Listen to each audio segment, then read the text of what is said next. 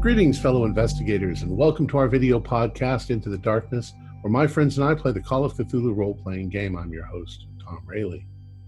We're about to begin a new storyline with a scenario entitled Sunspots. It was written by Dave Sokolowski, and it's available from drivethrurpg.com. Returning to us for the third time as our game master is Tyler Hudak. Tyler previously ran the Seventh Circle and the Delta Green scenario recovery mission for us, and we had a blast. So, before we begin, let's introduce our players and the characters that they will be portraying. Let's start with Jerry. Jerry? Gotta find that mute button. I'm playing Robert James, a retired boxer who now basically works as a bodyguard. Cool. Vinesh? Hi, my name is Butch Sawyer. I'm a transporter. I drive vehicles around and deliver important goods. I used to work in the military, and I'm from Boston. And I'm tall, slender, and extremely muscular. So that's it about me. Okay. David? My character is Mason Flynn, Private Dick, World War I veteran, and reader of classical tomes. Cool. Jason? Hi, I'm Jason Melnichuk, and I'll be playing Odie Clive Gilman. He's a gambler, standing 6 foot tall, light brown hair, handlebar mustache. He's always after that next big win. It's just right around the corner. I know I'll win this horse. I'll win this hand of cards. It's always right around the corner. Thank you. And me, I'm Peter Gilman. I am Odie's cousin. I'm distantly related to those Gilmans from Innsmouth. I'm currently 24. You might remember me from a previous game called The Dig. I was exposed to some things that I'd rather not talk about, but I've pushed forward with my studies of anthropology, and I hope to graduate next year. I'm about average height. At a glance, I'm handsome, but I do carry some of the traditional facial things that the Gilman have, so people don't like looking me right in the face. And that's about it. So, the players are ready. Without any further delay, let's begin our journey into the darkness. Tyler? Awesome. So it is February 1926. You've all been asked to meet an acquaintance of all of yours, Daniel Peterson, a well-respected local banker. You are in Arkham, Massachusetts, and he's asked you to come to his apartment. When he called you or contacted you, you could tell that he was in a bit of distress. There was some worry on his voice, but he said that he needed your help and he would be willing to pay for it. All right. So we all start to show up, I guess, and I look around and say, what are you guys all doing here? Did you get a call from Daniel as well? Well, I can't really talk about it, but some of my sources said that Daniel was having some financial troubles.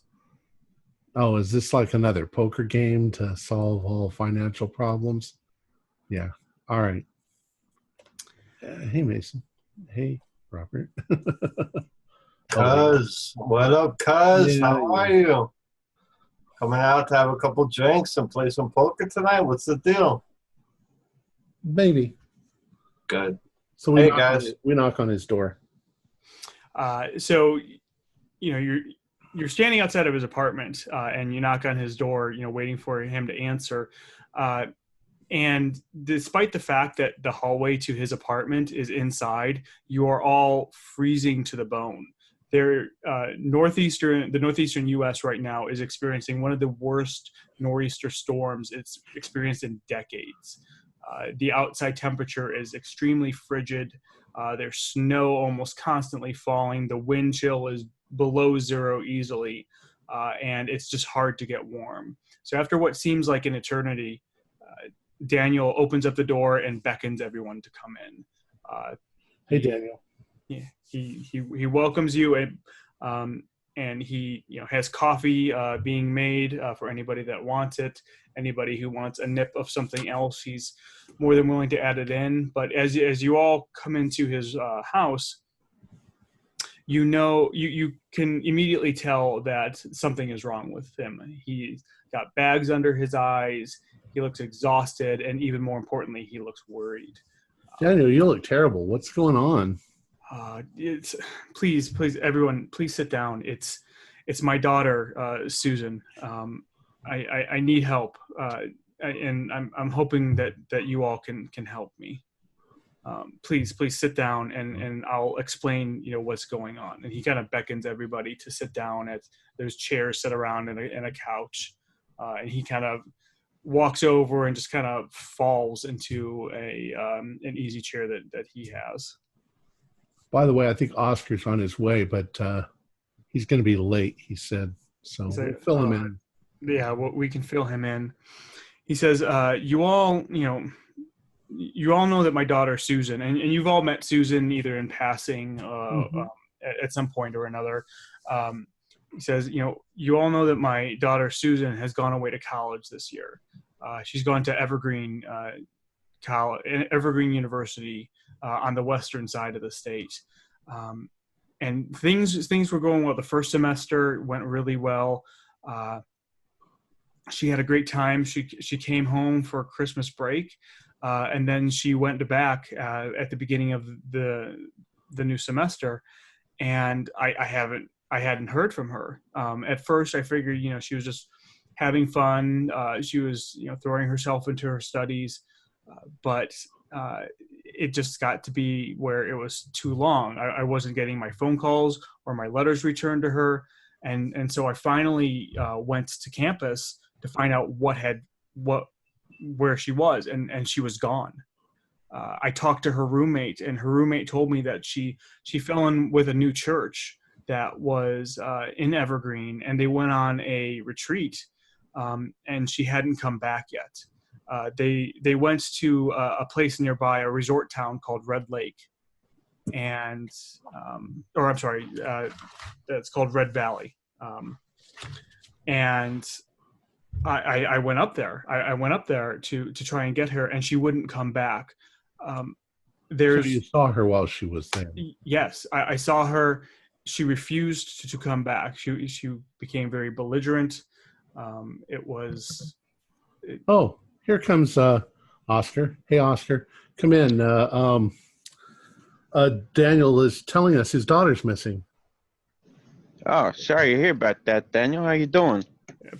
Please come in out of the cold. And Oscar, to catch you up really fast, it's February 1926 in one of the worst winters that the Northeast U.S. has ever seen. You guys are in Arkham, Massachusetts right now, talking to Daniel, and he's explaining about how his daughter Susan had gone off to college, and he just hadn't heard from her. And when he went up to see what was going on, he found out that she had fallen in with some new church, and they had gone to a retreat to a resort town called Red Valley, and he went up there to get her, and she refused to leave.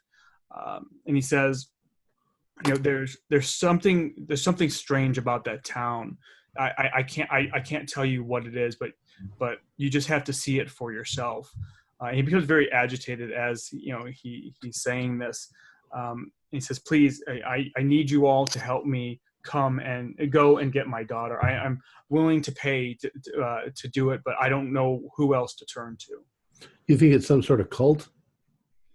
I don't want to use that word. I mean, it's possible, but the church seemed very normal. I mean, they've in What's Evergreen. it called? It's called the First Presbyterian Church of Evergreen. Sounds mild enough. Yeah, I've been past their church in Evergreen, and it looks normal. according to her roommate and the woman who runs the dorm that she's in, a lot of people go there. So Presbyterians I are pretty mild. So Did she tell you why she wouldn't leave? She didn't. She was just making it clear that she did not want to come back. Were you able to talk to her alone? Do you think she's being kept there against her will? No, I don't think that. I at least I don't think so. I was able to talk to her alone. The church was nearby, but there was probably a couple dozen people from the church there, along with everybody else who's in the resort town right now. And it wasn't something that I could tell. Like I said, there's something strange going on, and I just can't put my finger on it. Well, look, you know what? We owe you a lot. You're our friend, and we're concerned too. Do you want us to go up there and kidnap her and bring her back? I don't know if that is necessary. What I want you to do is I want you to go with me back to town. I'm going to accompany you, and I want to try to convince her again. And maybe if she sees all of you, whatever hold the town has on her will bring her back. But if that doesn't work, I don't. Let's cross that bridge when we get to it. Well, if push comes to shove, I don't want to admit this, but I have a bottle of chloroform. I hope it won't come to that. Robert, do you think you can handle beating up a couple of Presbyterians? And he kind of gives you, when you say that, he gives you, he smirks a little bit, and he has kind of like a half shocked face on it, and you can just tell that he's so worried that he's just barely holding back or holding himself together. Oh, it's okay. Sorry, I have my mute button on. Does she look disheveled? No, she looked good. I mean, she looked like I remember her. She didn't look, like she was hungry or anything like that. Thin, like she's lost weight. I mean, she's always, been a petite girl, but she looked normal. And how long ago did you see her? Just a couple days ago. As soon as I saw her, I came back here and contacted all of you, hoping that you would be able to help me. I don't know Red Valley. How far is it from here? So Red Valley is on the western side of the state. It's about a 4-hour drive from where you're at. So it's going to be even colder. Yeah, in this weather, it's going to be it's going to be longer than 4 hours, but it's normally a 4-hour drive. You've all at some point or another heard of Red Valley. It's kind of like a summer resort town. Yeah, right. It's probably there, and cottages and things like that. Probably very cheap accommodations in February. So yeah, we're probably. Would you say we're probably going to end up driving? We're going to want to be on the main highway because, the snow and everything. He says, what I suggest is that we first go to Evergreen. So you can talk to her roommate. You can see the church. And I mean, if nothing else, it will help me. It'll help me kind of verify that, I'm not going crazy and, this all just isn't in my mind. Okay. Well, let's get going. Well, first we're going to end up going through Worcester, right? Or yeah, we'll be able to take the highway out most of the way. The road should be okay, but Red Valley is kind of up in the mountains. It's about an hour's drive from Evergreen, so it's going to be some rough traveling there. All right. Does anybody have a car that they'll be able to use? I mean, I've got a car. I've got a car. Yeah, I have a car and I'm get us pretty a good car. driver. For professional driver, guys. I can handle this weather. So everybody give me a spot hidden roll. Don't let Odie drive. I got a 35. 07. Wow. I failed. Nope. I Oh, made it I see. barely. Mine's on a hard. So if you make it, as Daniel is standing there talking, and he's obviously exhausted, and he's kind of waving his hand and he's moving his arms around on his neck. You notice that at one point he kind of and he's wearing like a tie and a nice shirt. He kind of pulls his shirt down a little bit, and that's when you notice that he kind of has a tan line, and it's a very nice tan, almost as if he's been at the beach for a couple of days. Huh. Hey, Interesting. Danny, where'd you get that tan there? Where you been hanging out? Is it a rash? Tan? What tan? He kind of looks at his hands, and it's almost like he doesn't see it. You look like you got burned or something. He's like, I don't know. I honestly, I don't know where I got this from. And he kind of pulls back his sleeves, and you can see the tan line on his arms. And he finally sees it. And it's like, yeah, I honestly, I don't know where I got this from. Mm. I mean, look outside. It's middle of winter. I have no clue where I could get this from. Well, that sun up in the mountains can get pretty bright, so. That's true. It could be. All right. You say it's closer to the sun when you're up in the mountains. You say tan lines. Now, tan is it brown or is it like sunburn? No, it's more of like a brown tan, not sunburn. Okay, so it's not like something that just happened. No, it was almost like he was at the beach for a couple of days. How old was Susan on her last birthday? She was 20. How long were you up there? How long did you take off work? How long were you up there at the school and then over at the resort town? So I was only at the school for a day, and then I was only at the resort town for a day. So, I was just gone for 2 days, or maybe 2.5 days with the travel. Well, I think we need to go pack up for at least 2 days overnight. Odie, do you think you could get Bruce Lederman to lend us his big old the hell is it called? Touring car? Touring car, yeah. I think that seats 8. I'm sure he would. He owes me a couple favors. I hooked him up with Trixie a couple weeks ago. Okay.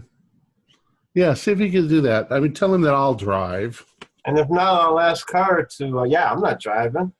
I'll ask her to ask him if he says no. All right. Sorry, just checking. Where are we now? You're in Arkham. Yeah, but like where physically are we meeting? We're at Daniel's apartment. Okay, cool. Daniel the banker. Boy, somebody must have punched you to try to get out of that bar. Well, yeah. Here, I thought he was from New York. I'm from Queens. Yeah. I'm in Queens. His accent changes every time he gets punched by somebody.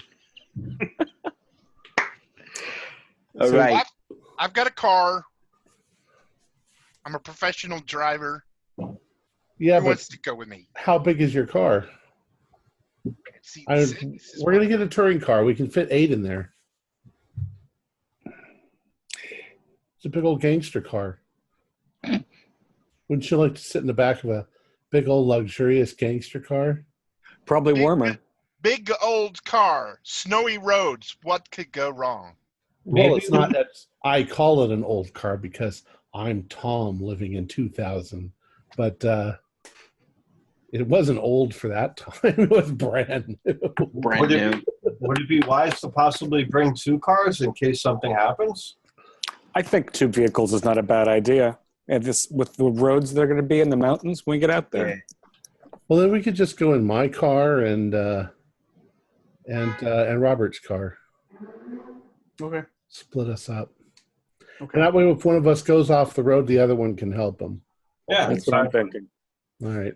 We should put a couple shovels in the boot too. Yeah. You already have a couple of shovels in your boot. Also, not to mention, consider that 2 cars is safe because we're also going to have luggage for 6 people. 7 Yeah. people. I'm just going to bring a couple of changes of clothes. That's it. Okay. So is anybody Where going are we standing on the chloroform? Do I need to change it from my old vehicle? Just keep it in your bag. Yeah, okay, I'm not going to bring it. I got chloroform right here. Well, that finally explains how Butch gets all his women. Hey, Ooh. most of my women. So is anybody going to bring anything else that's special? I'm hearing that you guys are bringing about a day or two's worth of clothes, probably warm clothes. Well, I am thinking along the lines of we might have to grab her and bring her back. Obviously, I'm bringing my my kit that I take with me pretty much most places. I'm not going to say like rope and stuff like this. We're not going to tie this girl up. I am going to bring my gun. My handgun. Bring a blanket. Well, I always carry my gun. Yeah, exactly. This is 1920s, and it's like jewelry. Just everything that was on my character sheet is what I'll be bringing, and a winter coat. And as a side note, if I'm not the type of keeper that if it's not exactly on your sheet or you don't specifically say it, if it makes sense that you would have it, then you have it. I'm not gonna. Okay, that makes sense. I've got like my PI go bag and a camera. Now, if all of a sudden you say you have an elephant gun, we may be requiring some luck rolls with that one. But so my napalm is not bring with me. No. All right, so we're actually going to kind of jump around in time a little bit. So we're actually, you guys have said you're going. Everybody gets their stuff. They get in the car. We're going to jump ahead in time to after you leave Evergreen, and then we'll jump back. Okay. So who is driving? I am driving. And I'm driving. Okay, who is sitting shotgun? All right, so Butch is sitting shotgun. Who's sitting shotgun in the other car? Wait, whose car am I in? I'll sit shotgun in Peter's car. Okay, I'm in James' car. Okay. So Butch and Oscar, both of you give me navigate rolls. Okay. My navigate skills are abysmal, and I fail. I got an 11, so I'm going to spend 1 luck. Okay. So you leave Evergreen after you've done all of your interviews, which we're going to flash back to in a minute. And it is just extremely cold. Even though you're bundled up in your best winter clothes and you've got whatever heat the car has cranked up as much as it can from the engine, you're still just freezing. You leave Evergreen and start going along the road to Red Valley, and despite the hard snow coming down, the roads being icy, Oscar is able to kind of navigate everybody, the drivers, through along the right roads to the way to Red Valley, and the road to Red Valley is just back mountains, up and down, very hard to stay on the road. And in fact, you start climbing one hill, and it's just a very icy patch. And the drivers, both of you, give me a drive auto check. Yeah, made it. I got a 93. All right. So the car that Robert's driving, you go down the hill. You start to lose. Your tires start skidding a little bit, but you're able to keep it okay. However, Peter, as you're going, you just can't keep control of the car, and your car goes right into a snowbank. As you do, you can hear this burst of air as one of your tires pops. Motherfucker. Oh, Wait, the cars because are still driving together, right? Pull up I mean, along we're able to- nonchalantly. Yeah. Need to ride. I honk my horn so they know that I've crashed. Oh yeah, you guys have definitely seen him go off the road, partly go off the road, and land in the embankment. God damn it. Well, all right. I stopped the car fairly close to theirs. Let's get out, check, make sure everybody is okay. Yeah, everybody gets out of the car. You're as soon as you step out of the car, you're hit by the wind. The wind takes your breath away for that minute, as cold wind usually does. You get to work on working on the car to try to get it out of the snow and try to fix the flat. Everybody give me a spot hidden as well. We get the shovels out of the Boot. 42 made it. 23 is good. pass. 90. I failed. So for those who make it, you notice that Daniel Peterson is kind of fidgeting. He seems very anxious. He seems very nervous, more nervous than he was in Evergreen. So Daniel, fess up. What's up? You look really nervous. he's like, I just want to. I just want to get my daughter back. With her mother died a couple years ago, as you all know, and we've still been trying to get over that loss. And I honestly, I'm just scared that she's lost to me now. And he almost starts to break down in tears. He kind of holds himself back a little bit. Did you and Susan have any kind of falling out before this? No, everything was good. In fact, I encouraged her to go off to college. I thought it would be good for her to get out and see the world and enhance her education. It's just she's always been a good girl. This is the time of a person's life when they rebel a little bit. So maybe that's what this is. She'll come to. Don't worry about it. Do you have any problems with the bank? How's your banking life treating you? Do you think you'd have any natural enemies there? No, we everything has been great. We've the bank's doing well. I'm up for promotion, so there's no. We don't really deal with anything that I would say is an issue. It's everything's been perfect, and then this happens, and he kind of slumps against the side of the car, and he just kind of looks beat down. I've got a 70 in psychology. Is there anything I should make a check for? Sure, go ahead. 79. Never mind. Okay. Yeah, you can just tell that he's just really, really just kind of worried, and I'm sure the fact that it's probably below zero out right now, and everybody's frigid, and as they're trying to change the tire is what is kind of distracting you a little bit. Yeah, let's talk. Let's get rolling. Okay.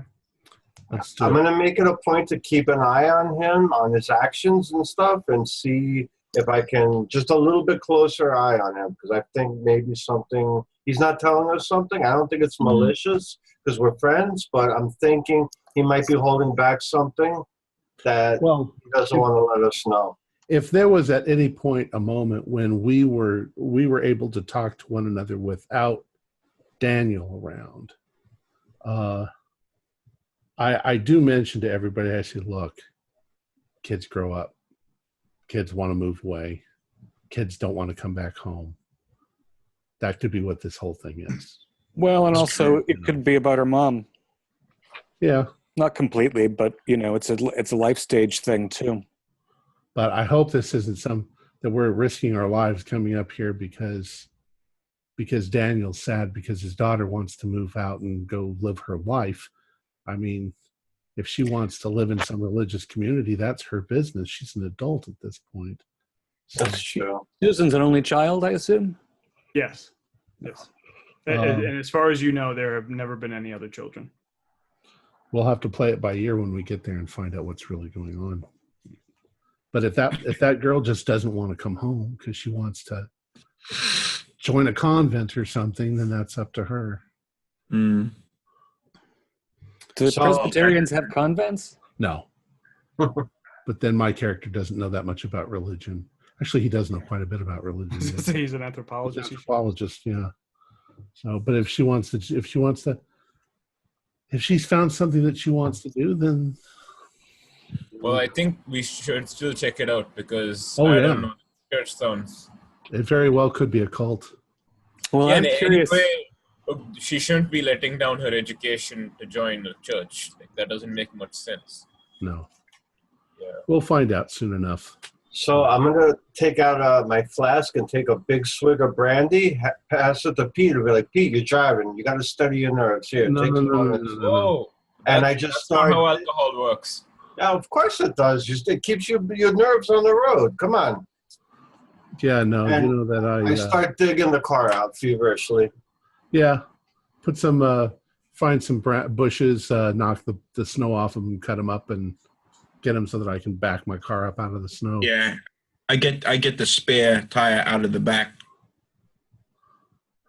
All right. Well, fortunately, the front end of the car is pretty warm because of the engine, but it's going to cool off pretty quick. So There's nothing like shoveling. what do you say?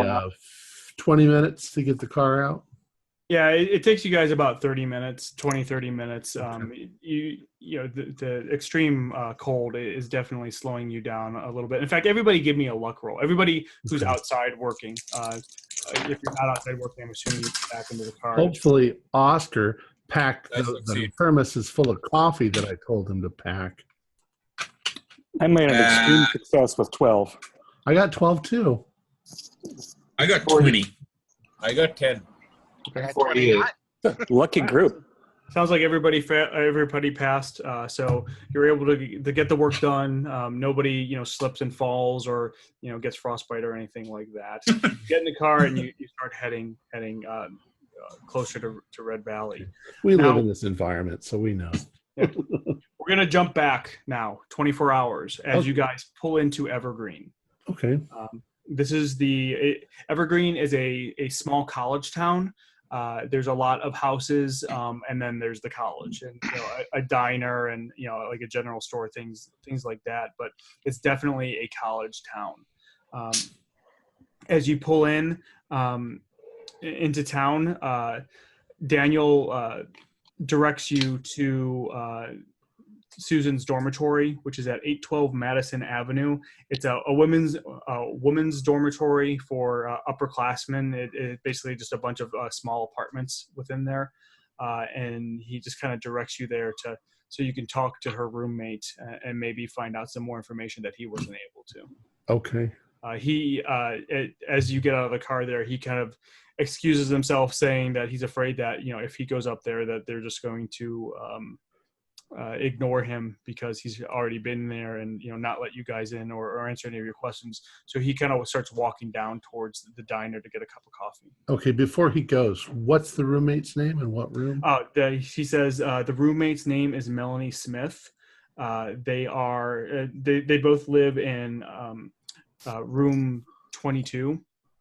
He says, but you'll have to talk to Mrs. Archer, who is the woman Right. in charge of the dormitory. The house marm? Yeah. Yeah, exactly. Hey, Let me handle Mrs. Archer. Yeah, I was going to say, I don't know about you, but letting 6 grown men up to a girl's dorm doesn't sound like a good idea. Why don't you guys all get some coffee and Mason and I'll go up there? Sounds good to me. I wouldn't be surprised if Mrs. Archer sent Melanie down to us into some sort of sitting room or something rather That's than probably the case. Yeah. That's I'll talk to some of the skirts walking around. Actually, if you guys can go do that, if you can get her to come down and see you, there's a chance I might be able to go check out the room if you get her out of there. Good idea. You think you're going to get by the house marm and go up to the girls' dormitory, dude? Hey, stranger things have happened, right? Maybe if you put on a dress and let that beautiful long hair of yours flow in the wind, somebody will let you up there. Anyone got a razor? For my legs. Tyler, I've got a charm of 60. I think I'd like to work on Mrs. Archer. Okay, so who all is going to the dorm? I'd like to follow Oscar. I'll go to the dorm. Okay. Oh, now we're all going to the dorm. Yeah, I thought we were. Odie's a con artist, and he thinks it's a bad idea for us all to go to the dorm. I'm not going to the front of the door. I'm going around the So Mason and I are the only two who are going through the front door, and the rest Correct. of you are going through windows. Yeah. Okay. I didn't say anything about windows. That won't look suspicious at all. Played the fifth. And I will say that it's early morning too. So Why don't you guys go over and check out the Presbyterian Church and see what's on over there? Good idea. How far is it, though? it's only a couple blocks away. It's a little town. So Butch and Robert, you want to take a little walk over there while the boys go up and play with the girls? No, I don't do churches. Sorry, they're not my thing. You can hang out the back. Make sure nobody runs out the back while I go inside. God. I don't like churches like at all. I'd We'll probably go- beat someone up. So yeah, I'm not going to any church anytime soon. I will on, sneak Mason. into the dormitory. All right. So who all is going into the dorm? We'll start with that first. Mason and I are going in Okay, the front so- door. yeah. So you two end up walking up to the front door, knocking on the door, and this little old lady, gray hair, comes and kind of opens up the door and says, "Yes, can I help you?" Are you Mrs. Archer? Like I am. And Hi. You are. My name is Peter Gilman. I'm Mason Flynn, ma'am. Oh, and nice to meet you. I'm a student, a graduate year student at Miskatonic, Oh, okay. and Nice school. we are friends with the parent of one of your students here. We were hoping we could speak with. Well, we were hoping we could speak with Susan Peterson, but apparently she's not here. I was like, oh yeah, she went off a couple. Oh, it must have been a couple weeks now. Is that a normal thing to give a leave of absence in February? Weeks? Oh, no, not really. You know, with school up and running, you know, they kind of expect the kids to be here, but you know, the kids these days, they want so many freedoms. I think they're just used to doing whatever they want. Yeah, kids today. Her father was here. Did you talk to him? We spoke to him back in Arkham. Oh, okay. He's very concerned, and we're hoping that her roommate Melanie can give us some more information that will help us understand what's going on with Susan, so we can get her back to school where she belongs. Okay. Well, please come out of the cold. Come out of the cold. Thank you. Have a seat here in the sitting room, and I'll see if Melanie is available. That's very kind of you, Mrs. Archer. Like, oh, yeah, no problem. She kind of wanders off, and a minute or two later, she comes back down with this, being followed by this very small, mousy-looking girl holding a very large book of Shakespeare. Mrs. Archer kind of introduces her as Melanie Smith, Susan's roommate, and says, "Well, Melanie, you know, these gentlemen would like to talk to you about Susan. Do you have time?" And Melanie kind of gives her this look, an annoyed look, but says sure, and kind of sits down and just stares at both of you. Hi, Miss Smith. We were hoping we could ask you a few questions about our friend's daughter, Susan. Is it true you haven't seen her for 2 whole weeks? Oh, it's been something like that. It's been a couple weeks at least. Are you worried about her? Was she behaving strangely in any way before she went away? No, not really. I mean, she she was starting her classes, and then the church went on some winter retreat, and that's where she's been. I'm assuming that they're still up there. It's an awful winter for a retreat in the mountains. Yeah, I guess so. I'm either in the library or here studying, so I'm not outside that much, so I'm not really sure. Are you involved in the Presbyterian Church? No, I'm not. Give me a charm or a persuade roll, whichever is. I have 24 for 60 charm, so that's a hard. Yeah. She says, "No, I'm not really involved with the church, but you may want to talk to Benjamin Gardner. I know he was with the church and he had gone up to the retreat, but he came back for some reason. He just lives down the road at his parents' house," and she gives you the address. When do you think she started first talking about joining the church? Did she? I'm honestly not sure. Go ahead and give me a psychology roll. She probably talked your ear off about it. Yeah, she might have. My psychology is 48 out of 70, so that's a normal success. You can kind of tell that she's she's kind of getting a little annoyed by all the questions. She definitely would rather be reading her book than answering questions about Susan. Which play are you reading at the moment? I noticed you're reading Shakespeare. She's like, yeah, Much Ado About Nothing. Oh, that's a wonderful story. It is. This is my second or third time reading it. But I listen. I've got a paper due on this soon.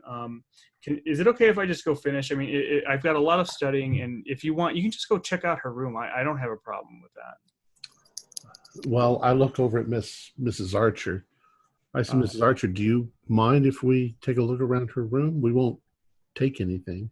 She says, no, I suppose that could be okay. You're helping out her father. I think that should be okay.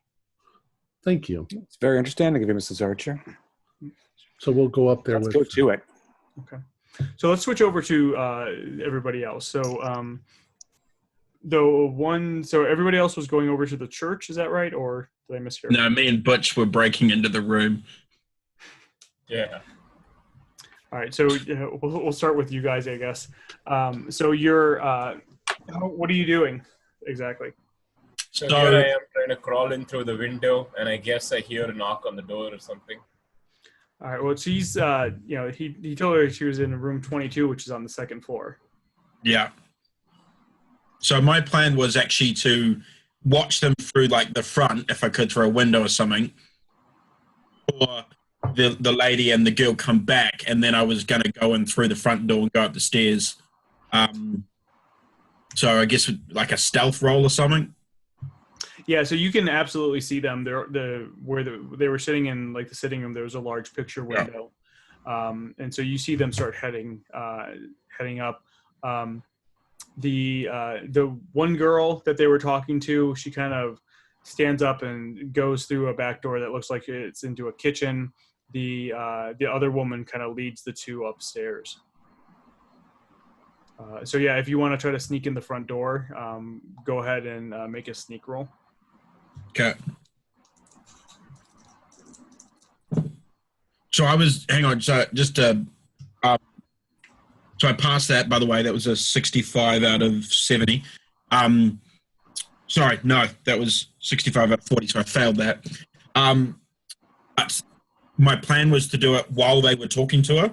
Okay. As soon as the lady brought that girl into the room, that was when I was going up. Okay. Yeah, but I failed the stealth. Okay, so you... I succeeded the stealth roll, so maybe I sneak past them. Yeah, so Butch, you get in the front door as they're talking, and you kind of make it up the stairs. But Oscar, as soon as you step in the front door, that's when they stand up and turn around to start heading up, and they see you right there. Oh, our friend Oscar. Mrs. Archer kind of, is a little shocked, and she goes, "Oh, yeah. I'm sorry, he was waiting in the car. It was probably very cold." Oh, yes. Please come in. Can I get you some coffee? No, it's fine. Sorry, I just had to use the little boys' room. Sorry about. Oh yeah, well that's yes. She is upstairs and to the left. It's the third door on the left. You should. Thank you, man. Thank you for that. Sorry about that, guys. I don't think there's a little boys' room in this door. we do have a small guest bathroom. We do get visitors every once in a while. All right. So then the other two of you, I guess, Odie and Robert, you guys were heading over to the church. Is that correct? Correct. Yes, and I guess that the father is in tow with us since he didn't go with anybody else. He was going to the diner. Yeah, he was walking over to the diner to get some coffee. You start walking down the road to the church, and again, it is just absolutely freezing. The wind is just hitting you right in the face. Despite the fact that it's early morning, the clouds are just deep gray and everything is overcast. But after a couple minutes, you get to the church parking lot, and it's very easy to find. There's a big sign out front that says First Presbyterian Church of Evergreen, and there's a very, regular-looking church there. As you walk up to the to the front door or into the parking lot, you can see that it's obvious that nobody has been here for a while. The parking lot is filled with snow. There's one or two cars there are several cars that are just covered in snow from all the snow over at least the last week. And the church itself looks cold and dark from the outside. The church, is it a new construction, or has it been in this town for quite some time? It's not super old, but it looks like, in fact, you see a little like plaque commemorating that it was built in 1902. Okay, does it look in good repair or disrepair? No, it looks in good repair. And a general question about this small Western Massachusetts college town. Does it have 3 church steeples that you can see from the hills, or 1, or 8? No, this is the only church that you saw coming into town. Thanks. Well, okay, now, it's a little weird that it's a Presbyterian church in New England. That's a little weird. They're there, Not but really. They're everywhere. Presbyterian? Yeah. Look, I live in the middle of the South, and I haven't seen a Presbyterian church. They're all Baptists here. When I was in Boston, I saw them all over the place. Okay, so we'll go to the front door, see if it's open. There's obviously everybody's on this trip, so... You kind of jiggle the handle, and it seems like it's locked. Now, taking a look around, does there seem to be any sort of footprints in the snow leading around the church anywhere? Or give me a spot hidden rolls. All right. 59. Ooh, that's a critical. Okay. I just failed it by a couple points. Okay, I'm sorry, Tyler. That is not a critical. It's a half. Okay. So you do see, despite the snow, you do see some small indentations of where it looks like there may have been somebody walking around the church a couple days ago, which kind of lines up with what Daniel Peterson was telling you. He did tell you that he did walk around the church to try to get in. You do try the door again, and you can kind of feel that maybe it's not locked, but that it's unlocked, but the door has kind of frozen shut. Shoulder it. All right, go ahead and give me a strength roll. Yep, I made it.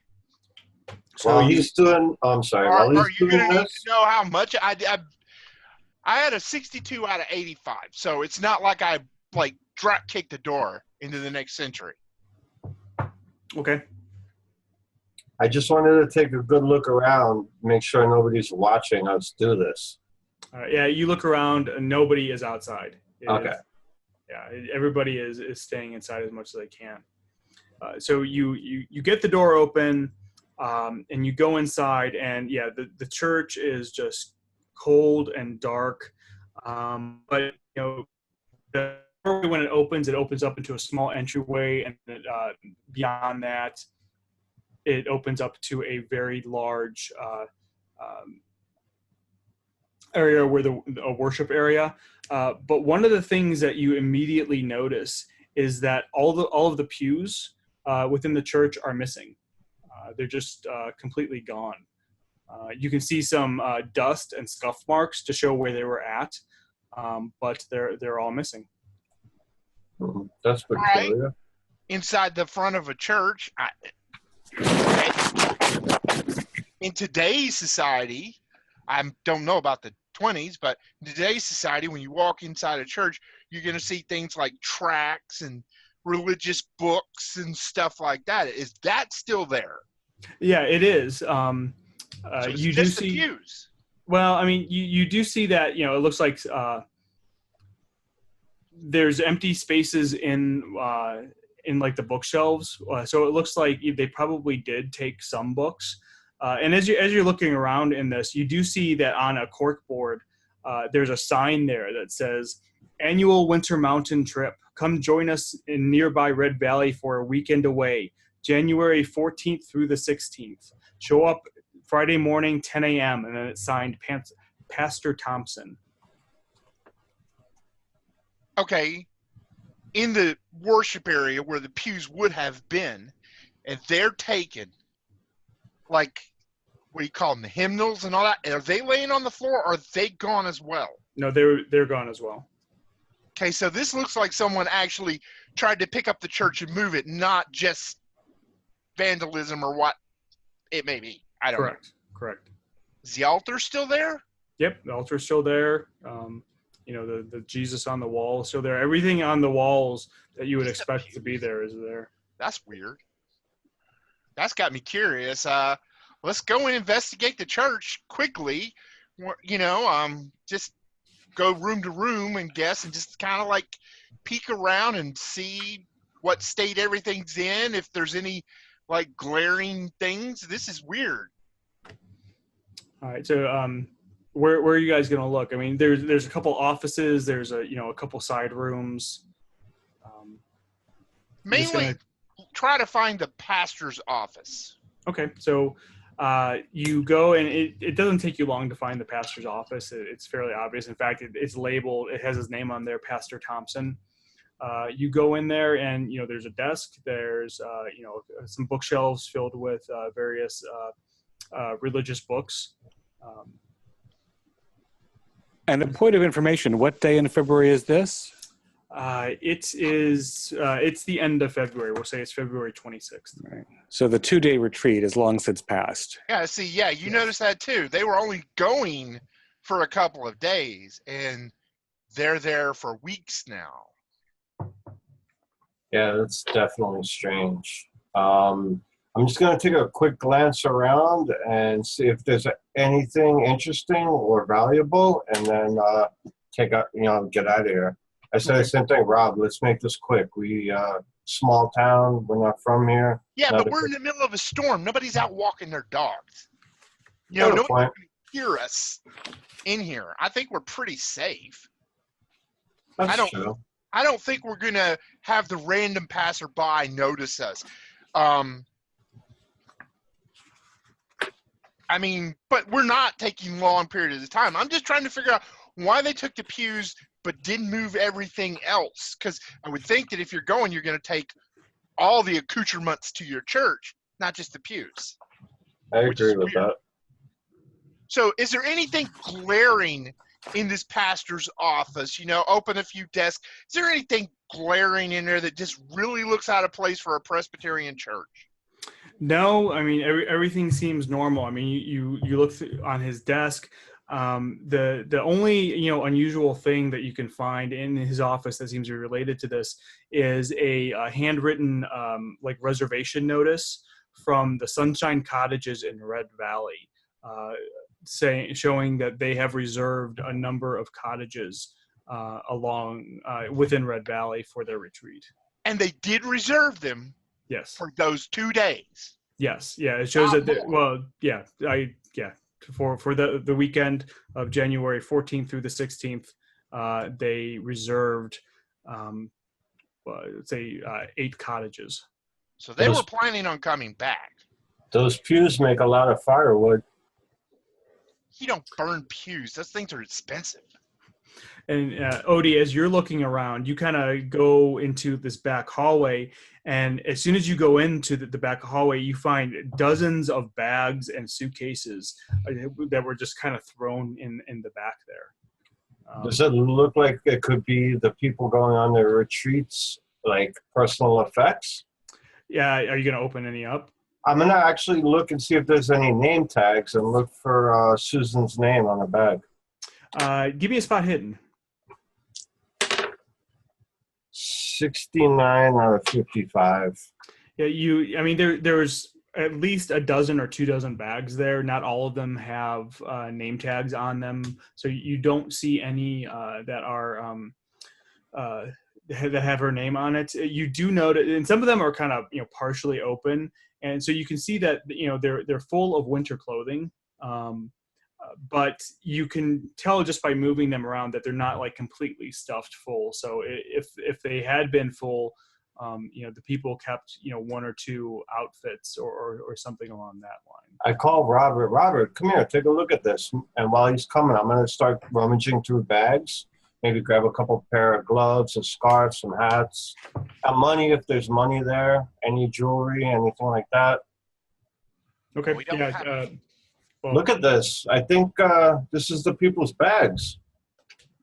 About 24, you say, right? yeah. That's about the number of that's going to equate out to about the number of cabins, I'm thinking. They Now, didn't take their bags. now this is really peculiar.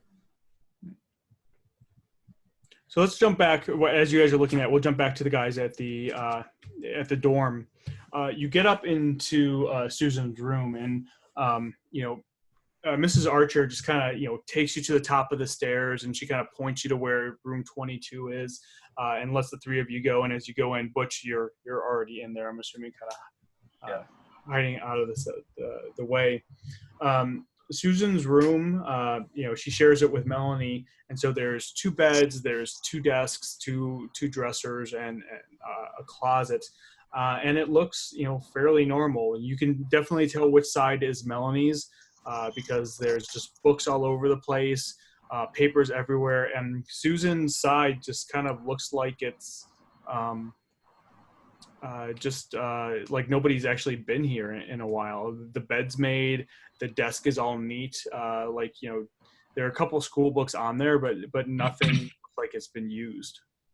What was Susan studying? She was studying nursing. So and she's got the right books that she would need on there for the classes that she would be taking, and then all of the other core classes that she was required to take. Mm-hmm. I'm going to take a look in the closet, knowing that Butch is hiding in there. So you open the closet, But I know that he's in there, so I'm just going to open it up and give him a kick. And Butch, as you kind of fall out, Peter, you notice that I'm not going to give him away. Oh, okay. So you just. I mean, Lady Archer is here, so. Well, she kind of went back downstairs. Okay. So all she right. kind of Okay. Then I do kick him and make him get out. Dude, she let us up into the room. We didn't need you to hide it there. Where's the fun in that? Like, I had to jump in. Oh, Butch, you could have gotten in so much trouble. Does it look like you're going back out the window? No, I can walk off with you. They're not getting noticed. Just an extra person. He's going to go up the chimney. Does it look While like that's all going on, I'm rummaging around. Does it look like she left most of her clothes here? In her closet, you can see that there's a lot of heavy clothing, heavy winter clothing, boots. There's 2 pairs of boots in there and 1 winter coat. Jeez, how many clothes does this girl have? She's a banker's daughter, but this seems a little bit extreme. Yeah, she should have taken all this, at least the heavy stuff, with her. I hope they're okay up there. I'm wearing 3 pairs of long underwear right now, and I'm still cold. Yeah. So where else is everybody looking? Well, there's got to be a dresser drawer. I check underneath the bed. Underneath the mattress for sure. Okay. Bedside table? Was there a bedside table? Yeah. Oh, yeah. Yep. Yeah. So, Mason, you said that you were going to look through her kind of dresser, right? Yeah. Okay. So you start looking through, and you notice that despite the fact that all this like winter clothing is in there, you start looking through the drawers, and you see that there's some winter clothing that's in there, but all of the stuff that you would consider kind of lightweight wear, like whatever the 20s equivalent of a t-shirts for women, and right, one-piece bathing suit. Right. Yeah, exactly. Bathing suits, undergarments, and those are all missing. That's crazy. Oscar, you said that you were looking in her bedside table. Yeah. You start going through there. You find some letters, but you also pull out her diary. Hey, fellas, I think I found Susan's diary here. January 2nd, 1926. Dear Diary, Happy New Year. I decided to come back to Evergreen early just to get away from Dad. I love him so much, but he's driving me crazy. He always wants to check on me and make sure I'm doing all right. Yes, I'm sad about Mother, but it's been 4 years and we can both move on. I love him, but he drives me crazy. Speaking of driving me crazy, Benjamin Garner bought me a teddy bear for Christmas. A teddy bear. Does he think I'm 10 years old? I like him fine, but not as much as he likes me. I don't know why. I don't know how to let him down nicely. January 5th, 1926. School has started. I'm not feeling up for it. I just can't seem to care that much about calculus and 18th century European history. Maybe it's the storm that's coming into town.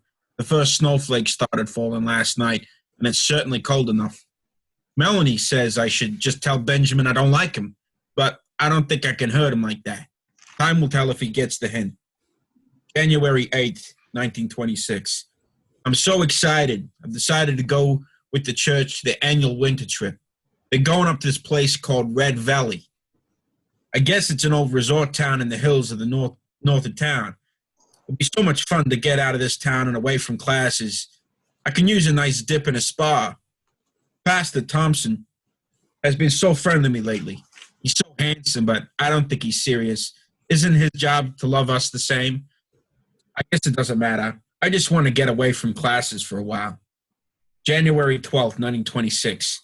We'll leave on Friday for Red Valley. It was so nice to get away and just leave Evergreen behind. Unfortunately, Benjamin is coming along with the church. I do like him. He's a very nice boy, but I know he likes me a lot more than I like him, and I'm afraid he thinks too much of our relationship. I hope we can just be friends.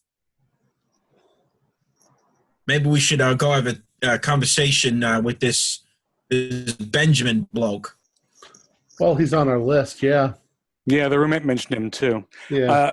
I don't know if he's a student or not. He lives with his parents, and I don't know if Evergreen's a co-ed school, because I don't think there were co-ed schools in 1920. It's a university, isn't it? Yes, it is. Yeah, but yeah, your university is a big co-ed.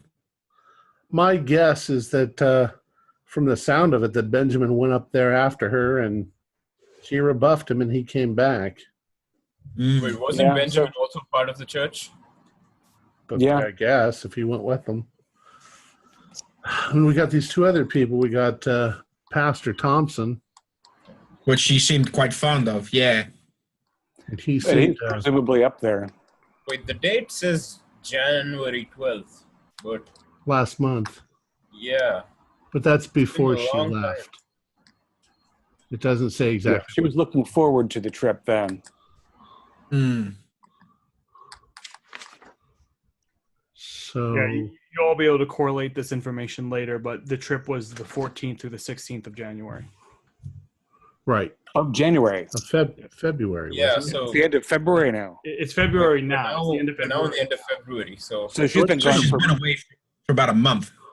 Yeah, but everything I've heard till now would lead me to believe it was only 2 weeks. So I think we've got the dates wrong. Or maybe it's the beginning of February now. If she's only been gone, if she's been gone for 2 weeks. No, I think. I think or they've been gone for 6 weeks. Father's lying about how long she's been away. No, it's the end of February. Okay. Mrs. Archer said 2 weeks also. Yeah, but it says here over a month. Chalk that up to the GM meeting to say a couple weeks. Okay. All right. So that's a long time to be away. I hate to say it for Daniel, but this sounds like she wanted to go, and that she was bored with school, and she was getting sick of him checking on her all the time. Yeah. Yeah, but you don't stay away from school for over a month. That doesn't make sense. I think she could. Well, you do if you hate school. I mean, she said she's getting sick of school. I mean, everyone gets sick of school, but this is crazy. You can't go away. Who leaves school, right? Well, not everybody that age is responsible. So I still think it's really fishy. Well, definitely. We got to find out. Well, I think she's certainly not getting her tuition's worth, and she's never going to catch up on calculus. I doubt seriously that she's paying for her tuition either. Daddy's paying for it. Well, certainly. But Daniel's our friend. Anyway, he said something was weird about Red Valley, and we'll see what's weird about Red Valley when we get up there. Wait, isn't but it first, to be a nurse? Mm-hmm. Then why is she learning calculus? That's probably just general education that she has to get. Yeah. Oh, I'm sure well, she's I doing would push biology calculus too. on my worst enemy. Was there anything under the mattress? No, there was nothing else in the room that you could find of note. All the rest of the stuff that you expected to be there was there. Okay, I open the window and just point at Butch and then point out the window. Just for the sake of being thorough, I'm gonna give a glance over to Melanie's side of the room and see if there's anything odd or that stands out. You kind of look over her stuff, and everything just kind of points to it being just a very dedicated college student. Okay, like myself. I check under the bed. Is there anything unusual there, like a metal chest or something? Nope, nothing like that. Don't say that, Peter. All right, well, we're going to go back downstairs, and Butch, you got to get out of here somehow without being seen. I'm just going to walk out, and I'm going to own it. And no one's going to notice. So you could dive out this second-story window and land in the snowbank, and you'd probably just fine. But you're certainly not coming down the stairs with me, Butch, because I have a very positive relationship with Mrs. Archer, and you're not going to ruin that. I'm going to go hide behind all of you. I want you to form like a human barricade. Well, we could probably pull that off. Okay, Butch, there's two ways this is going to happen. You're going to go out that window on your own, or I'm going to help. Why don't you go out the window, and I'll pretend to be you while I'm walking Because out. she knows I'm here. I'll tell you what. I'll go down first, and I'll distract Mrs. Archer. Okay, I'll go down with Peter. All right, you go down. She's kind of standing in the sitting room and sees you come down, and it's like, oh, were you able to find everything that you were looking for? I think so. Do you know anything more about the First Presbyterian Church of Evergreen? Oh, it's a lovely church. It's the church that most people in town go to. I know that they went on their annual retreat that they go on every year up to Red Valley. I'm maneuvering her so that I'm standing and yeah, you're able to do that without an issue. Okay. She's kind of oblivious, and she kind of falls into her story and just says, yeah, I would love to go up with them. I used to go up with them when I was younger, but my hips don't allow it anymore, and hopefully they'll be coming back soon. The church has been, they've been up there a couple weeks now. So do you think they're stuck because of this terrible storm? I do think that's what it is. Red Valley can be kind of hard to get to in the mountains, and you have to go up all these hills to get there, and they're down in a valley. So if they get snowed in, they could be stuck there. But they probably have firewood to last for 10 years. Oh, so yeah. Comfortable. The town can absolutely, support them for a while. Well, we'll do our best to get up there and see her. Hopefully I won't end up in a snowbank or anything like that. Oh, I'm sure you'll be fine. You seem like a good driver. So, Mrs. Archer, do you know where the Garner house is? Oh yeah, Benjamin Garner. He's come over to visit Susan a number of times. They just live down the road. She gives you directions to where it is. It's like 2 or 3 blocks away from here. Because he came back from the retreat. I understand. Maybe he left early. Yeah, I believe he came back because he had to go back to school. But I've also heard from his mother that he isn't feeling well. I'm sorry to hear that. Well, we'll pay our respects. Okay. Well, good luck. So we go outside, and as we go out, I say to them quietly, I'm like, so how did Gardner get back? Yeah, that's the question. If they're snowed in. So I think we need to talk to him now. At this point, when about the time you guys leave the house, Daniel Peterson is coming back, and Odie and Robert, unless you guys want to do anything else in particular, I'll say this is about the time you guys are coming back too. It's not that I want to do anything in particular, except for I want to grab that receipt for their reservation, so that way I have the cabin numbers. Okay, yeah. So we'll assume that you guys also have told us. Yeah, we tell you what's going on. I mean, it's like all the pews are gone, but all the accoutrements for the church are still there. They only reserved for 2 days, but yet they've been gone for these 2 weeks. Mrs. Archer says everybody goes to that church. How would they take the pews up there? Well, that's just it. How long has this storm been going on? It's been going on for, according to Susan's diary, since January or since.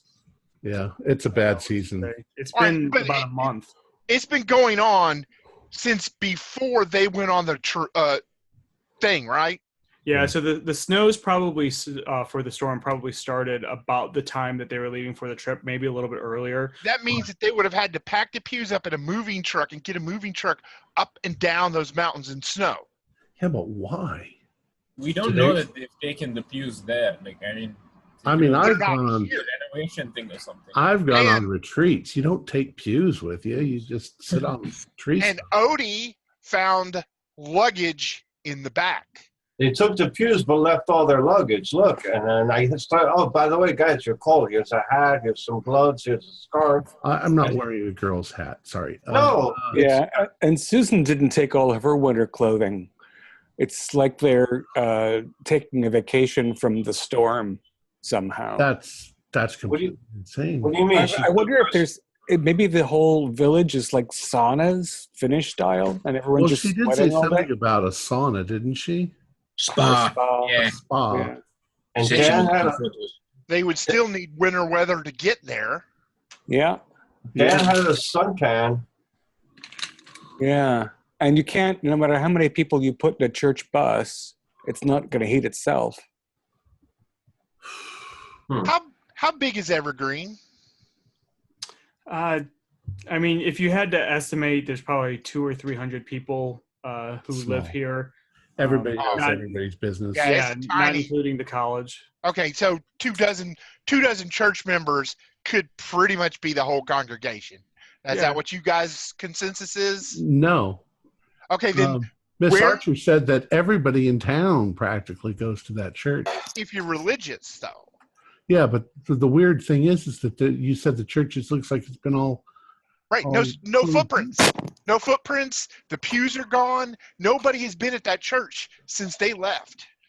So it's not usually that, I get it that a church sometimes goes on a retreat, but they usually have a secondary pastor or something. Right. They usually have take care of the church while they're gone. We can probably answer some of these questions if we go talk to that Ghana kid. Yeah, see what my guess is that he just got rebuffed by the girl. But how did he get back here? Let's go lean on him.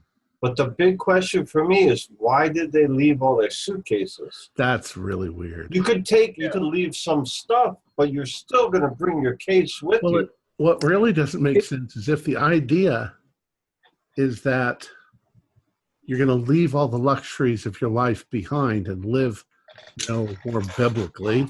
Why take all the pews? As you're saying this, Daniel Peterson says, I come to think of it, I did see a church bus up in Red Valley when I was there. If you say that they took all the pews, that could be one way that they took it. I don't think they're going to fit on a bus.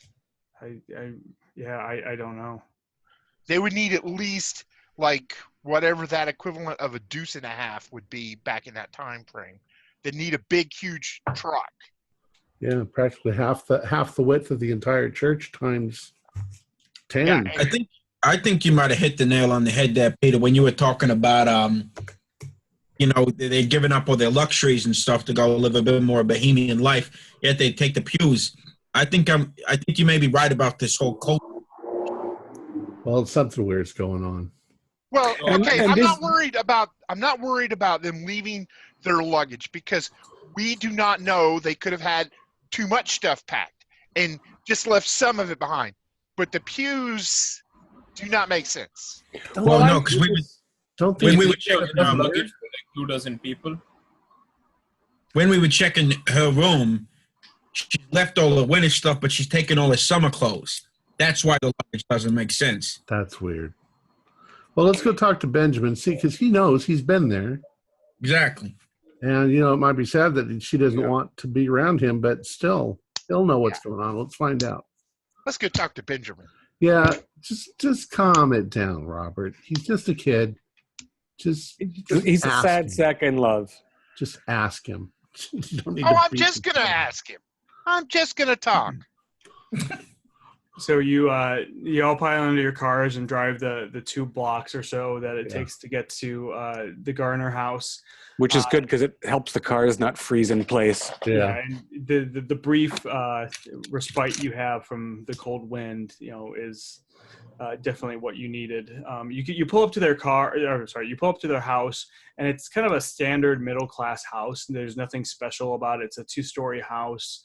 The fireplace is going because you can see the smoke kind of going out of it, and you just kind of pull up in front of it. Is everybody going up to the front door? I'm going up to the front door. I would like to head to the door in lead as well. I'll let you guys go. I'll keep the car warm and running. Yeah, I'm gonna hang back with my cousin. Okay. It shouldn't take very long after all. Right. Okay. Oh, he's going to give us straight answers. I mean, there's nothing he's going to be able to put in detail for us that he left. But he at least knows why they took the pews or something. That's what we're going to find out is why they took the damn pews. Butch and Oscar, are you guys going to go up or are you going to stay in the cars? We're going to go up. Also bear in mind that what he says is going to be tainted by his love for Susan. I'll wait in the car with the Gilman brothers. Okay. The Gilman cousins. Okay. All right. So the 3 of you go up to the front door and you knock on it. And after about a minute, a woman in kind of like a house coat comes to the front door, in her late 40s, from what you can tell. And she opens the door and kind of sees the 3 of you and the rest of you sit in the cars and kind of gets this almost suspicious look on her face and says, "Hi, can I help you?"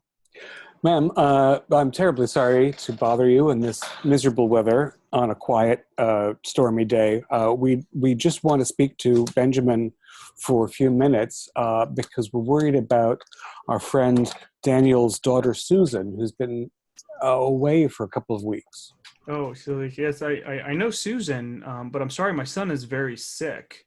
I'm not sure he's up to seeing any visitors. I'm very sorry to hear that. Do you mind if we just come in and close the door? I don't want to chill your home. She's like, "Oh yes, please come in." And she kind of invites you to stand in like the little entryway and shuts the door. Yes, I'm very. I try to look for religious artifacts or something that would suggest that the entire families of this this Presbyterian church.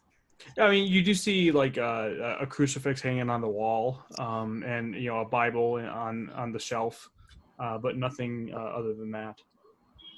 So I'm very sorry to hear that Benjamin's ill. Has he been ill since his return from the retreat? Did he catch a terrible cold up there? She says, I'm not sure, how he got sick, but yeah, ever since he got back from Red Valley, he's been sick. I'm sure he'll get better soon. Go ahead and give me a psychology roll.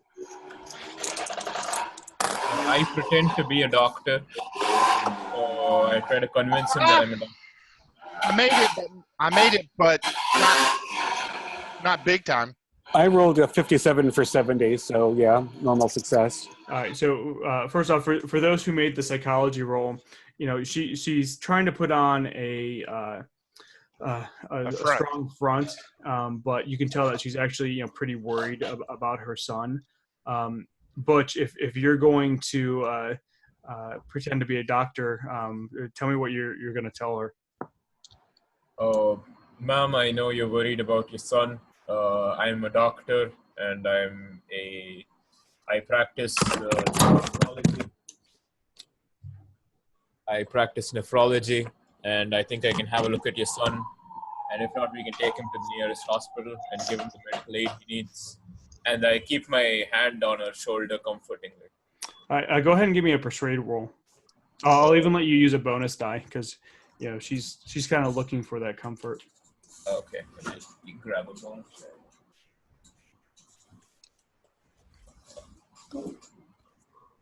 Okay, I think I'll just roll the 10 die twice. Yes. And you take the better of the two result. 50. And no, I fail. All right. She kind of looks at you, and she seems to be a little bit suspicious because you don't look like a doctor. It's like, well, I'm not really sure. She kind of eyes the other two. Ma'am, let me ask you a simple question.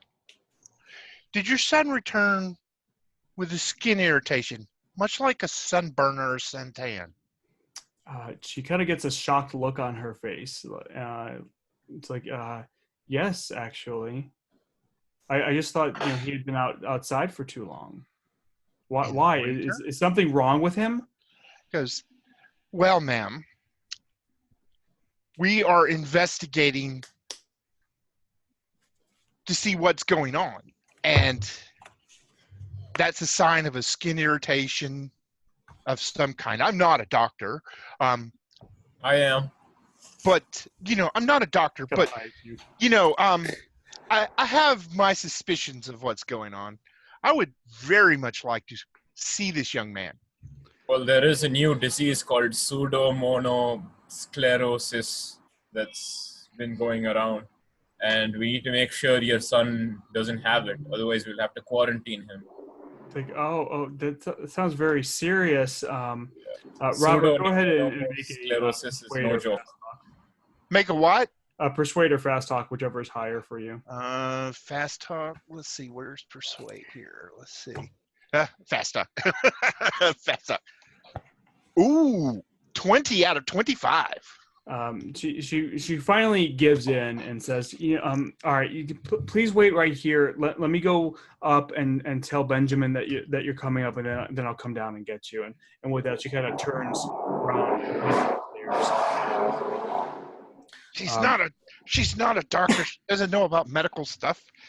Just convince her that something's wrong. After a minute, she comes down and says, please go up. He said, he says that he'll talk to you for a couple minutes, but please keep it short. He's been very, very sick. We'll do everything we can not to tire him out any further. Can you tell me anything about any other symptoms he's had in addition to the strange skin discoloration? She says, it's probably just the flu. You know how it is. Where you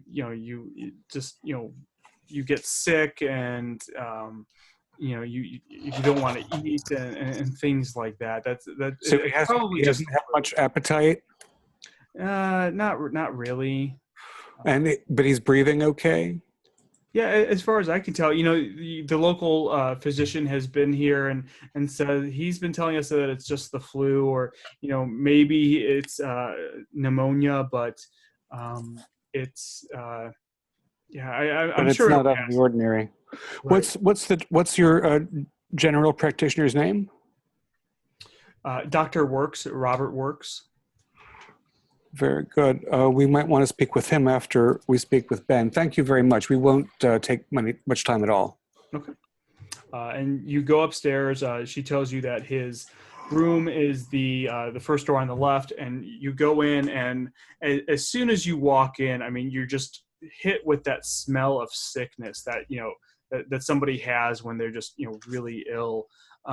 You walk into the room and you can see him lying on the bed, and he's very clearly sick from something, either the flu, pneumonia. He's very gaunt. He's got deep dark circles under his eyes. Does anybody have medicine? No. Does he look like his eyes? I take it they're probably bloodshot. Are they enlarged? Does it look like he's on drugs? You know what? Give me an idea roll.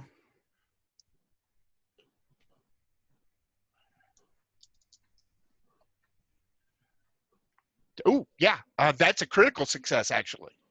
So it doesn't look like he's on drugs, but it also doesn't look like he has the flu. To you, and from your background, you've seen this in the past, where somebody who's going through like withdrawal from drugs, this is what they look like. You've seen this with either like alcohol or morphine addicts, and that the flu-like symptoms that he has are just a byproduct of that withdrawal. Well, I talked to him, and try to be calm and collective and stuff. And it says, "Tell me something, Benjamin," and just kind of like touch his skin lightly where this sunburn is. Does this hurt? It's more of a suntan on him, and it looks like it's faded. You don't see any burns, and is he lighter than Daniel is? Yes. Benjamin, we're very worried about Susan. It's like, is she still up with the church in Red Valley? Yes, everybody else is still up there as far as we know. Oh, I wish I was with them. I really hated that I had to come back. You had to come back because you felt poorly? Well, yeah. Well, no, actually, I was feeling fine, but I had to come back because of school. Right. And I came back with Pastor Thompson. He came back to get the pews, and I came back with him. And I started feeling sick once I got back. Thank you, Benjamin. Did the pastor take the pews back to the valley by himself? Yeah, I helped. I helped him, and a couple other guys helped him load them into the bus. It took a little bit to get him in there. We had to strap one or two of them onto the roof. But I thought that the upstate retreat was only going to last for a couple of days. Why did he want to take the pews back there? It's only been a couple of days, hasn't it? Well, no, I guess he kind of looks around and kind of looks off into the distance, and I guess it has been a little bit longer. I think the pastor decided to extend the retreat this year. Yeah, he must. Are you going up there? Are you going up to Red Valley? We are going up to Red Valley. Can you take me with you? I think the weather is so bad right now that it might not be safe for you. No, you don't. Please take me with you. I want to go back. Is there something in particular that makes that important to you right now? It's like, yes, I need to bring me with you. I have to get back. With that, he lunges at you to try to grab you. I restrain him. So you go and you grab it. It's easy to grab him, and he's very weak. But as you do that, he immediately becomes violently ill and throws up all over you. Give me a sanity check. All of us? No, just Butch. Unless the rest of you want. Constitution rolls. See if you throw up. While he's doing that, just out of curiosity, if I would even need a psychology roll, does this look like the effects of addiction? Yeah. It does. That's what I'm thinking. And as and he's just screaming, take me with you. Take me. I want to go back. I need to go back. And with that, his mother runs in and just starts, screaming at the three of you to get out of her house. You're upsetting my son. He's sick. He needs his rest. And starts, kind of pushing you out.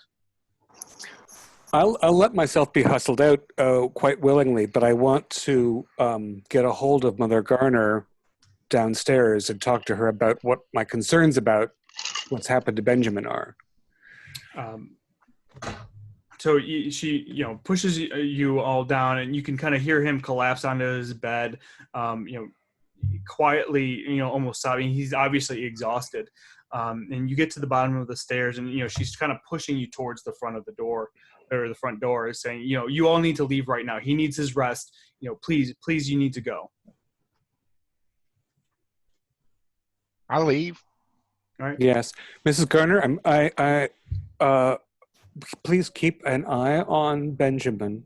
I'm afraid that something happened to him at the resort or the retreat that is causing this illness. And you need to make sure that he has lots of fluids. And he by no means should leave the house to go back to that retreat, because I think something up there is what's caused all this. And as she's pushing out, she kind of becomes very short. Says, yes, I know that. Thank you. I am his mother. I know how to take care of him. He's just sick. We're talking to the doctor. He will be fine. And with that, she kind of like shoves the three of you out the door and just shuts the door. Yep, he's a tweaker. I was trying to see if I could find any of his stash, but the mother kicked me out before I could. But I think the kid's been doing a lot of drugs lately. Butch, go change your clothes. Yeah, I mean... What the Nothing hell? like frozen vomit on a cravat. Well, once it freezes, you can just chip it off. So you guys think that it's drugs, huh? Pretty sure. It looks like the church is giving him something. He was The church is giving everyone something. He was acting like he was having withdrawal symptoms. And Pastor Thompson seems like he's got something planned that is ugly. And I think I'm worried about Susan. And I think we should get up to Red Valley as soon as we can. I think the pastor sent Benji away. He didn't want him there for some reason. I think he wants to get him away from Susan. That could be why he left him here. That sort of thing might make a lot of sense, yeah. Yeah, so that looks fishy. Well, I think we should get some lunch and some coffee and then head on up to Red Valley. Yeah, I could go for I'm some going to go coffee. change first. I'm going to burn this shirt. Not wearing Before we head to the diner, there's something, though, that puzzles me. Whatever this situation is, it seems to be precipitated by some kind of a suntan, or more or less a discoloration in the skin. And our friend has this, and he's been there. So... Well, it's definitely possible to get a suntan in the middle of winter if there's snow on the ground and it's really bright. And if you have your clothes off. Well, maybe what did they call it? Well, I thought he had a tan line, though. The spa might have windows. Tanning beds. Might have tanning beds. I don't know if they had that in 1920. We saw it on Dan's neck, so that was his shoulders. Had they I invented thought there was a tan line. I thought the point was that the darkness stopped and left paleness. How long was Daniel there at the resort for the retreat? He said a day or so. He was there for a day. Wait, did any of you notice that Benjamin didn't know how long he was there? He said it's only been a few days. But it's been over a month. Yeah. Really? Yeah. He seemed pretty out of it. Yeah. Did he look like he's been delirious or something? You said it looked like he's coming off of some drugs. Yeah, and there's another interesting point, too. Maybe this pastor's giving them drugs or something. So the pastor came back in this dreadful storm and took all the pews, which means he risked getting them up there in this snowstorm. But here's the thing is, they rented cabins. You're not going to fit all those pews in a cabin, which means that other people at this resort might be involved in this drug ring, and they're taking over the lodge because the pews are not going to fit inside of a cottage. What do you think they were going to use the pews for? Maybe they have an area or something out in the open. Maybe they're just setting up church in an auditorium or something. Yeah, that would be it. Well, anything's possible. It just seems pretty risky to come all the way back to get pews. And on top of that, if it's a resort, wouldn't they have plenty of seating? Well, Exactly. we're making a lot of assumptions. What we don't have to make assumptions about certain things. They did come back for the pews. They did make the risk. They felt that it was okay. So who takes pews for a 2-week vacation? once again, we have no Those better idea. be some amazing pews right there. Who takes pews for anything at all? They're pretty stationary as a rule. But The only one thing thing, that comes into my head is that let's think for a second. If you were going to build something, what would the advantage be of having pews as your wood source? Only that they are long you'd have long pieces of wood if you needed them. Otherwise, you just get wood. Why would we're in the hills of western Massachusetts. There's no shortage of trees. There's no shortage, and this is all pine around here. You could freaking build a log cabin if you needed one. Are we having this conversation at the diner while we fuel up on coffee and sandwiches? Yeah, as we're walking still- to the diner. All right. Yeah. I would not mind if it seems reasonable stopping to speak to the town doctor, who apparently can't tell what's wrong with Ben Garner.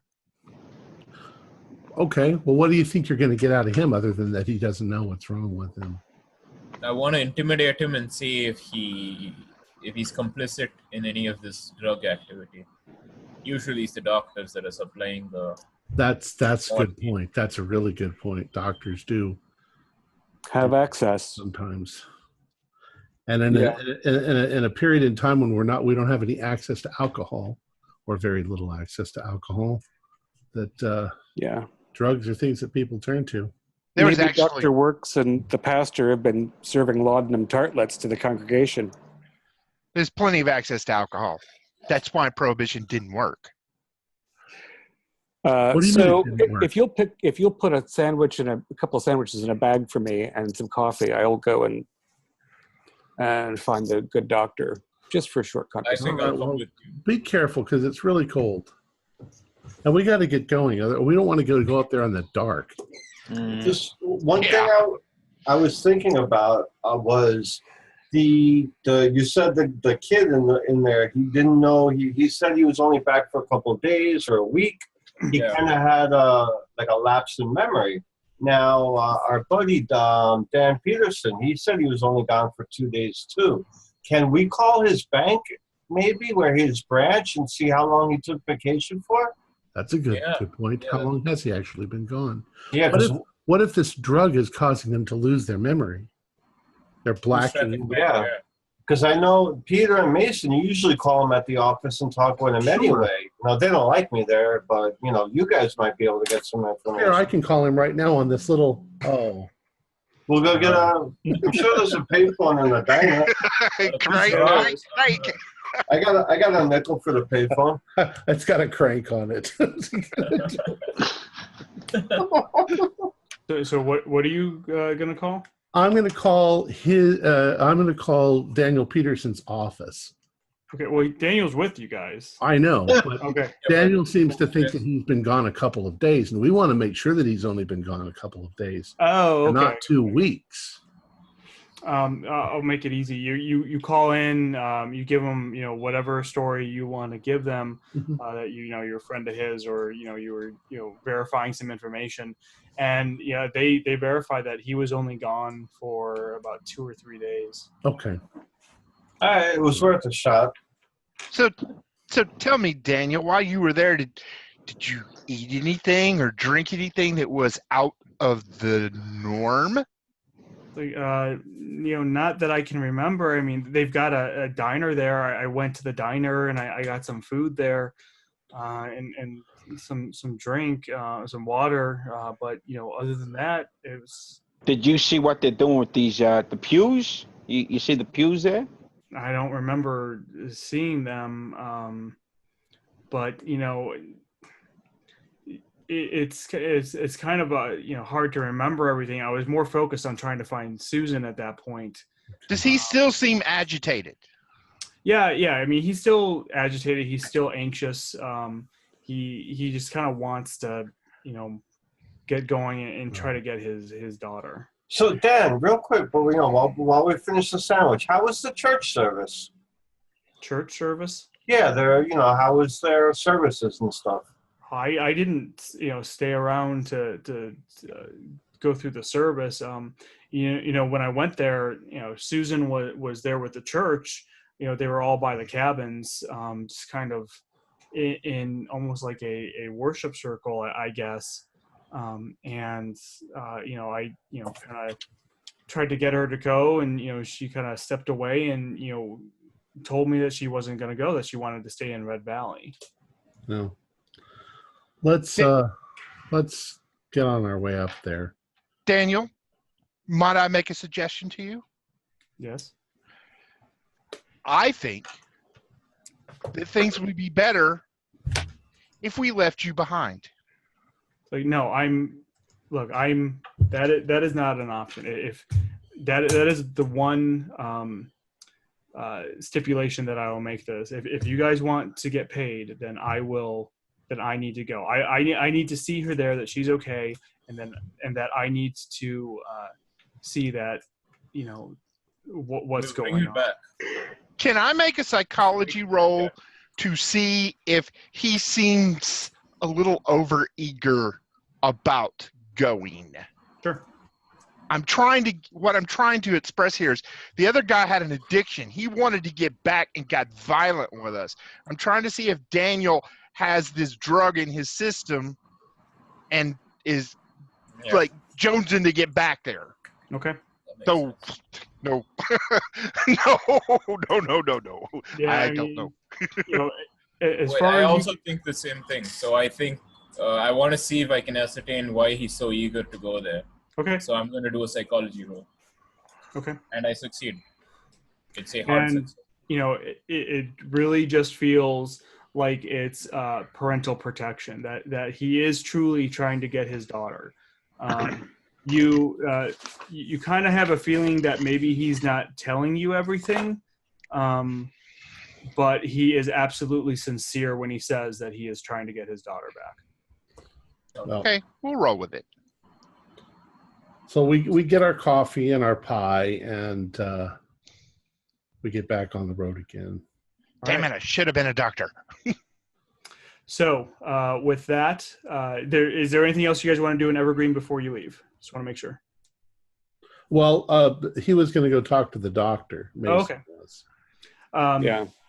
We didn't have to take a lot of time if that's fruitless. I just wanted to see if he seemed honest. Yeah, so we'll just kind of go through that really fast. You go to the doctor's office. He's kind of like the town physician, knows everybody, treats everybody, has treated everybody since they were kids. The college students will come to him too for help or when they're sick. And he basically tells you that, he's known the Garners since Benjamin, he did help deliver Benjamin, that, he's looked at him, and he kind of tells you in confidence that, look, his mother, Mrs. Garner, she thinks that, this is the flu or pneumonia. I'm not dissuading her from that. He says, I've seen enough in my day as a doctor that it kind of looks like, maybe he's coming off of something. I've seen what drug addicts look like. That's kind of what I'm seeing, but I'm not going to tell her that. He said, given time, he should be okay. Yeah, it is not the most serious case that I've ever seen. Okay. Could he maybe morphine? Did it look like morphine? Did it look like... He said, I don't think it was morphine because I didn't see any, marks on his arms or anything like that. He says that it's probably alcohol. Interesting. Thank you very much for your time. Absolutely. All right. So we're on the road. Yeah. Well, let's jump back ahead.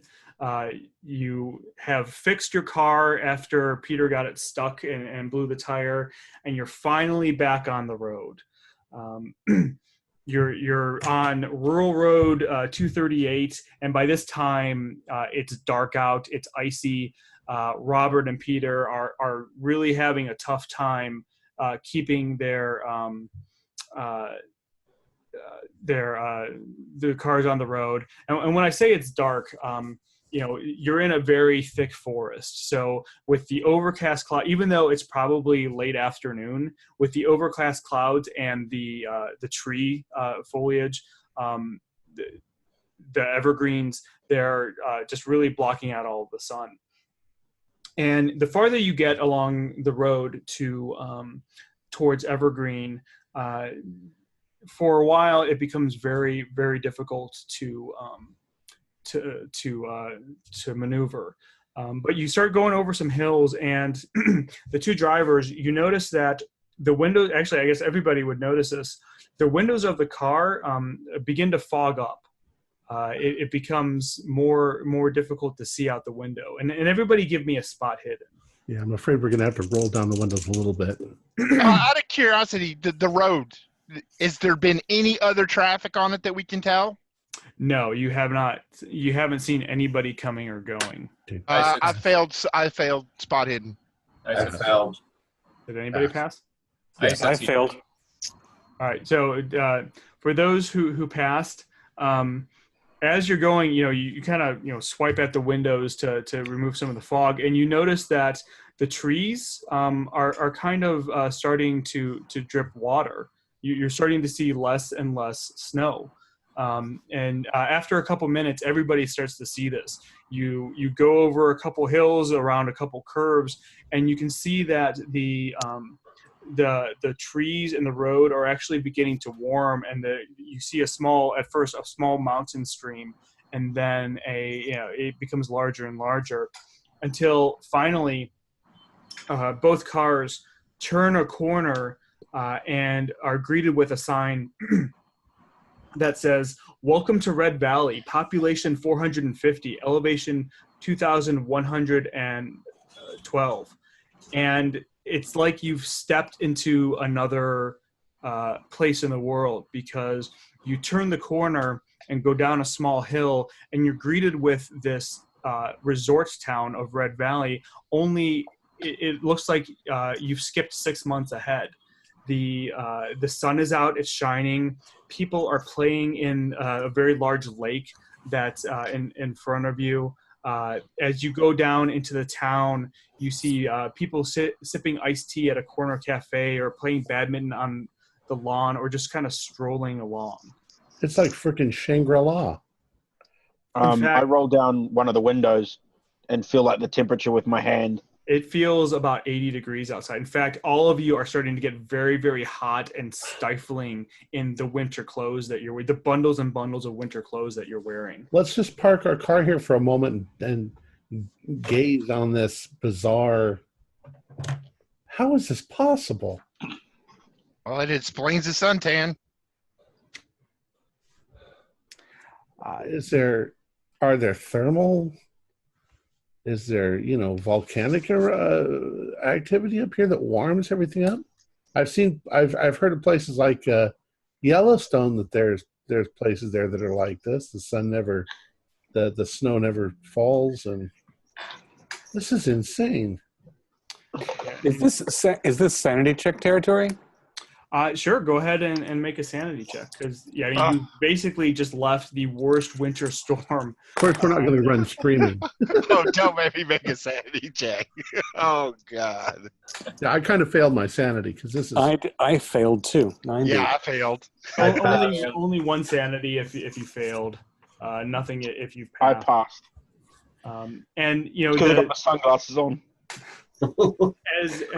As you drive down the mountain road, you can see that the Red Valley is a fairly large town. I mean, it said that there's a population of 450. You see trees blooming, flowers blooming everywhere. Like I said, there is a lake, a pretty large lake with a beach and kind of like a boardwalk in front of it. Maybe a boathouse with a couple boats tied up, and everywhere you see people, kind of swimming and playing on the beach and just sitting around. And people look, there are old people and young people, yeah. And it's just a general population of jolly summer dwelling. Yeah, absolutely. And the border wasn't sharp. It was, it was gradual. Okay. It's kind of like you came over a hill, and it had been starting to warm up, but as soon as you came over the hill into the town, that's when it kind of opened up and you saw this. Is there any trace of like steam coming off the water of the lake? Nope. Now, there's snow and the nice weather. There's not a divide, right? It's not like, oh, okay, here's a big line of snow. Nope. Okay. But can we see the snow on the mountains around us? You kind of can. As you like I said, this is definitely a valley. You can kind of see off into the distance, and as you look off into the distance, you can see the mountains and the snow. But again, it's still like a gradual where things you can tell it warms up, and then there's the snow. It's like there's a bubble of warm air stuck in this valley. This is insane. Not just warm air, but sun too, because the clouds were so thick on the other side of the hills that the light barely got through. What time of day does it look like here in Red Valley? It looks probably early afternoon. The sun is pretty high in the sky. Okay. Well, that was my next question. And that's, does the sun look like a summer sun where it's high up in the sky, or is it a winter sun where it's lower on the horizon? No, it's up high in the sky like it was a summer sun. Something is really wrong here. Wait, does the position of the sun make sense for the time at which we would have arrived? It doesn't, right? So I guess we left there at about afternoon, so we should be here by evening. Yeah, Does it look like that? No, it does not. It looks like it's fairly high in the sky. Okay, yeah, that's the weird part.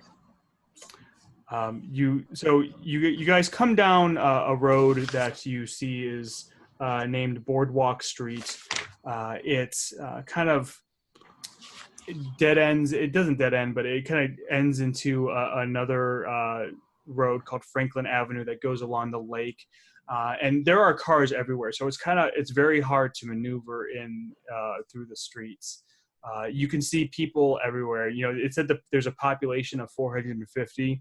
It looks like what you would imagine that this town would look like in the middle of summer, with all of the people visiting from the resort, visiting the resort. And so at some point you really can't drive anymore, so you have to stop your cars and get out. So it's not like a secret town. We've got cars and stuff here, and again, the people are of all ages and types that you'd expect to see. Yes. In this time and place. Is there any unusual commonality? Is everyone wearing something in common, or not that you can tell? Everybody's wearing summer clothing. Nobody's dressed up. Seersucker. What? Seersucker suits and straw hats and parasols. Yeah, everything that you would expect to see. I mean, as you look onto the beach, you do notice that some people will be wearing some things that may be considered by some as a little not as much, a little racy, but you know what, that's where the young kids are going now. So and it's a small valley town. So is there a church steeple visible? There is. You see a church. Looking out, you can see lots of cabins and houses. You see a church at a steeple. You see a number of stores. Just all over the town. I think the church should be our first stop, friends. Well, you get down. Well, you get down to the end of the road, and you have to find a place to park because there's no other place to go. I mean, the road is almost completely filled with cars. It's very difficult to move. Well, you said there was a population of what, 450? All right, and what is it? Rough estimation now? Is it double that? It's hard to say, but you wouldn't be surprised. You see, the population that they have there is who lives in the town, and obviously balloons during the resort time. That's what it looks like to you. So I'll turn to Dan. Oh, sorry. Yeah. Daniel, why didn't you tell us about this? He looks at you and says, I didn't want to color your opinion of this. I told you something weird was going on here. This is damn weird. Yeah. You said you couldn't describe it. All you had to do was say it's summer. Would you have believed me? No. Back in Arkham, it's or even in Evergreen, below weather. It's 80 degrees here. Would you have really believed me and come out? What else are you hiding from us? Huh? Mason just needs to figure out where he's going to put his other two sets of long underwear. He says, look, I just want to find Susan. And he kind of points down the road, and where he points, you can see some cottages and a sign that says Sunshine Cottages. he says that's where Susan was. And sitting in the cottages kind of go in like a semicircle around this very large road, and you can see in that semicircle a number of people, probably about 15 or 20 people, sitting around in a circle. From this distance, you can tell that they're holding hands, and you can see lines of pews behind them. Well, I can certainly see why Susan wants to stay, and I can see why Benjamin wants to get back here. And with that, I think that's where we'll stop. Excellent. Pretty spooky. All right, we shall delve into this mystery and find out what the hell's going on. Our players included Jerry Bryant, Vinesh Ramakrishnan, David Gassaway, Zane Fleming, Jason Melnichuk, and myself, with Tyler Hudak as the keeper of the secrets. We're currently producing 4 shows a week with music and sound effects added in post-production. In order to create a richer listener experience, we provide audio-only versions of our shows free for you to download from Podbean or iTunes. If you'd like to become a patron, visit our Patreon account. Just $1 a month helps us a lot. Like, share, and subscribe to our channel and punch that bell icon for updates on our latest shows, and leave us some comments. We love reading them. This is Tom Rayleigh, together with all the members of our gaming club, inviting you to journey with us once again into the darkness for another adventure into the universe of H.P. Lovecraft and the Call of Cthulhu role-playing game. Until next time, good luck and good gaming.